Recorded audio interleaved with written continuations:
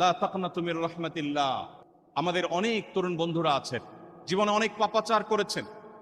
অনেক ব্যভিচারে লিপ্ত হয়েছেন, মাদকে হাত বাড়িয়েছেন, অনেক অন্যায় করেছেন, অনেক নামাজ নষ্ট করেছেন, অনেক জেনা করেছেন, অনেক চোখের গুনাহ করেছেন, মনের গুনাহ করেছেন, আল্লাহর সাথে সম্পর্ককে অনেক দূরে ঠেলে দিয়েছেন, শয়তানকে খুশি করে ফেলেছেন। তিনি অনুভব করছেন তিনি আল্লাহর রহমত থেকে অনেক দূরে সরে গেছেন। প্রিয় ভাইরা আমার, একজন মুসলমান হিসাবে আমাদের জন্য সবচেয়ে বড় প্রাউড করার, গর্ব করবার মতো একটা জিনিস হলো আল্লাহ রাব্বুল আলামিন আমাদের জন্য ক্ষমার দুয়ারকে ওপেন করে রেখেছেন। আল্লাহ রাব্বুল আলামিন ক্ষমার দরজাকে আল্লাহ তাআলা এতটা খুলে রেখেছেন, নবী করিম সাল্লাল্লাহু আলাইহি সাল্লাম বলেছেন, কোন মানুষ ঠিক জীবন সায়ান্নে যখন মৃত্যু শয্যায় শায়িত, যখন তিনি তার মৃত্যু নিশ্চিত জেনেছেন, ঠিক